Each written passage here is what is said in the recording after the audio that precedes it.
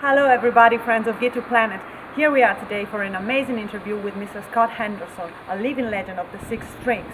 My name is Raffaella. We are in Cuneo in the north of Italy. We are in front of Fuori Tempo Music Shop, where Mr. Henderson is going to lead a workshop in the afternoon. It's about 3 p.m. It will start within a few minutes. So let's get in, have a look around, see what's going on. Come on.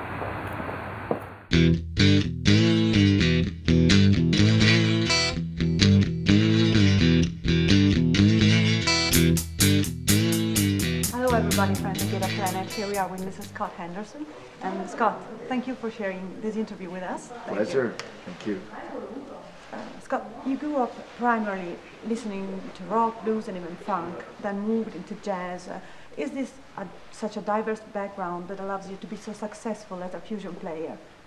I guess. I mean, I don't know how successful I am, but whatever I've done has just come from just playing a lot of different kinds of music and listening to a lot of different kinds of music. And I've never been closed-minded when it comes to music. Only when I was like really, really young, because in the United States, people are kind of, I guess they form little groups and cliques when it comes to listening to music. And listening to music is not just the music, but it's also a lifestyle. And if you listen to something outside of that lifestyle, everybody that you hang around looks down on you because you're not listening. You're listening to something that, you know, they don't listen to. Right. So when I first started out, I was in a rock crowd, and I was only listening to Led Zeppelin and Deep Purple and Jimi Hendrix. Very early age. If I listened to James Brown, people would think I was crazy. But you know, I just grew out of it, and I was fortunate. I think the thing that turned my whole thinking around is I got a job with an all-black group, and that's what we were playing. Was soul music. Was James Brown and Kool and the Gang and Tower Power. And I realized that at first the music was foreign to me, and it was just another gig, and I was just trying to do the gig as good as I could. But then I realized I really love this music, that I really grew to love it. And that made me realize that I have the ability to love just more than only one kind of music. And my whole life changed after that. I became very open to listening to other kinds of stuff. Anyway, you've said that you'll always be a blues guitarist at heart. Is it true? Only because that's what I grew up listening to. Because you know, you never really leave your roots. You know, what the music that taught me to play my instrument was blues. So it's always going to be in my heart because I can't really leave it. It's where my home is, and I feel the most comfortable there. Does the fusion of different genres, anyway, keep things more exciting in a way? For me it does. I mean, I'm not saying anything against purist musicians, because I love purist musicians. They're my biggest source of inspiration, like John Coltrane and Charlie Parker, and people that play pure jazz, and Eddie Van Halen, who plays pure rock and roll. These guys are wonderful musicians. It's just, for me and my personality, I like what's the word, for a lot of variety. I just like variety.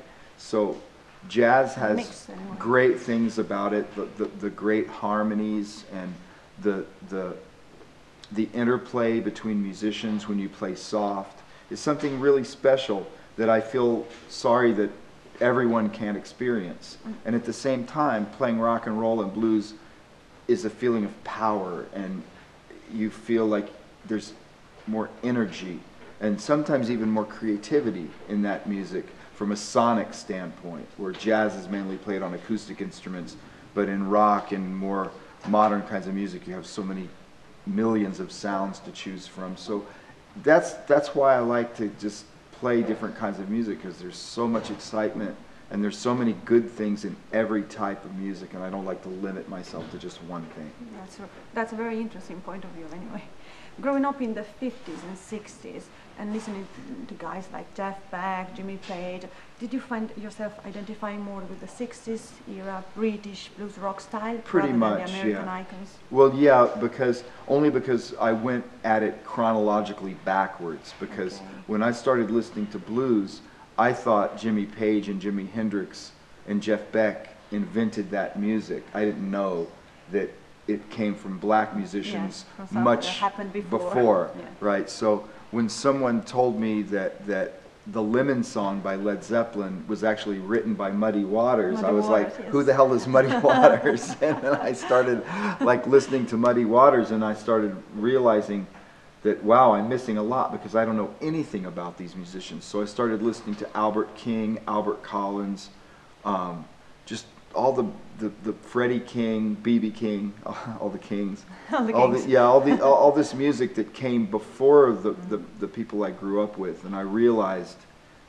then, you know, where this music came from. The same exact thing happened to me in jazz, because the first jazz music I heard was Weather Report and Chick Corea, and I didn't really know about swing music or Coltrane or Charlie Parker, and after I'd heard fusion music for a while and I started to understand the harmony, I was curious as to where this music came from, and someone told me that the whole thing started with Miles Davis, the fusion. So I started listening to Miles Davis's Bitches Brew and those kind of records, and that led me even back in time to his Kind of Blue and yeah, sure, and the solo records that he did with I guess my favorite Miles Davis band was with Wayne Shorter and Tony Williams and Ron Carter. That seems to be everybody's favorite Miles Davis period, because that was probably one of his most creative bands, you know. So yeah, everything was backwards for me. Okay. Anyway, we hear that you don't like playing with keyboardists. No, I love playing with keyboard players. It's just that it's a completely different role, and sometimes the keyboard players take up a lot of space, so the guitar becomes more like a saxophone or a horn player, and you don't get to play very many chords, and you don't get to play your own harmony, and you feel like sometimes you're a little bit boxed in. Okay. But like when I play with Scott Kinsey, the interplay between us is so much fun, and I feel more relaxed because I don't have to do all the work. But from a guitarist standpoint, playing trio is really challenging because you have to do so much more from a guitaristic standpoint of view, and that's why I enjoy the challenge of playing trio. So, for example, Zavino, he was pioneer in jazz, fusion. How did playing with him influence, anyway, your kind of... Well, honestly, you know, playing with him, I don't think I really learned as much playing with him as I did from just transcribing his records, because Joe is not a teacher kind of a guy. Like, I would ask him, he would be sitting at the piano playing this like harmony that sounded like it came from another world, and I would ask him, Joe, what are those chords? And he would go, you know better than to ask me that, you know, because he doesn't know himself. He's just playing those things that he hears, following his fingers and his yes, exactly, and he has no idea. He doesn't even think like that. Well, I'm using an F minor 7 going to this. He doesn't even think that way. So there's nothing for me to learn there. The only thing would be to tape it and go home and transcribe it, and I could do that same thing from Weather Report records. You know. So basically, working with Joe, I learned never ask him about anything like that because he'll just yell at me. But I did learn one thing from him that I didn't know before, and that my previous experiences playing music had always been with band leaders that kept the music pretty composed. Like Jean-Luc Ponty, Chick Corea, those guys are really like classically influenced. They're influenced a lot by classical music. So the music is pretty structured. At least, I mean, Chick Corea has done a lot of looser projects, but when I was in the band, I think he was trying to have a pretty commercial version of his music. And it was very structured. And I learned that I didn't like it that much because it was the same every night. And what I learned from playing with Joe is that the music could be very loose. You didn't have to count measures. You could just have cues, and you could just let the music kind of breathe and just cue each other when it's time to go somewhere else. And I found that it could be loose and still be very professional, you know. And I tried to keep that concept for my own music, to not make everything so structured that it sounds the same every night and you feel like you're just playing in another top 40 band or something like that, to keep it loose enough where it can change from night to night. That I learned from Joe. That's what I call to communicate through music. Exactly, yeah. You're known, among other things, for your amazing tone. How did you achieve that perfect tone for your music? Well, thanks, but it's not perfect, but I'm working on it. It's a work in progress. I think from listening, since I was very young, I've always thought my tone was terrible. I would listen to records and I would go, you know, these guys just, well, they play better than me, obviously, but they also sound better than me, and that led me on this quest that I think every guitar player has. Guitar players are probably the worst offenders of all this, because they're always turning knobs and you know, and always just trying new amps and this and that and new pedals, and you can look around and you can see that there's just a lot of toys for guitar players to play with. And I think it's just trial and error and comparing your tone to the tone of people that you really admire, and being your tone with theirs and trying to achieve their tones. Yeah, the thing is, though, is you can't copy someone's tone to the point where you sound just like them. You have to have your own voice, and I think that just comes from time, you know, just from I guess it just takes experience of playing a lot of gigs and deciding like what kind of style you're playing and which gear best facilitates your style, you know. Because it's not just about gear. A lot of the tone is in the fingers.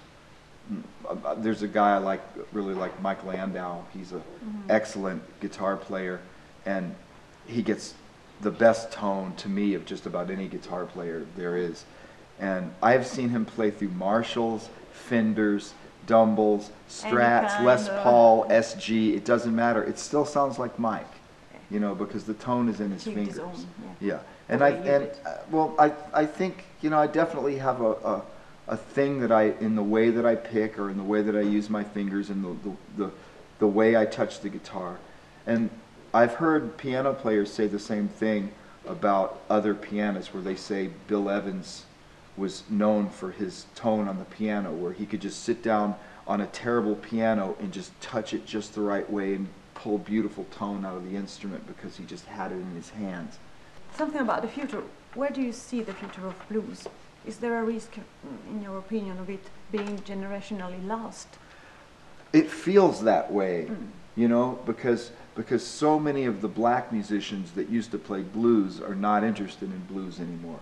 I'm told this even by my friend Kirk Fletcher, who's actually one of the only black musicians I know who even still playing blues in Los Angeles. Like, he feels like he hangs out more with white guys because white guys are more interested in blues than black guys now. Black guys are interested in rap, you know.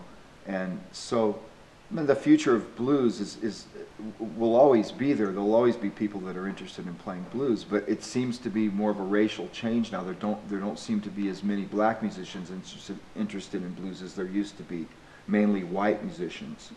And that's not saying that blues can't improve, because Stevie Ray Vaughan came along and took blues to a completely different place, and he's white, and he doesn't sound white, but he was. But I think that as long as the music is there, there'll always be people that make it better. It's never going to die. Okay, happy that you give us a hope. Oh yeah. There just seem to be less black musicians interested in playing blues than there used to be. Okay. Yeah. I mean, can fans expect something fresh from your studio records, projects?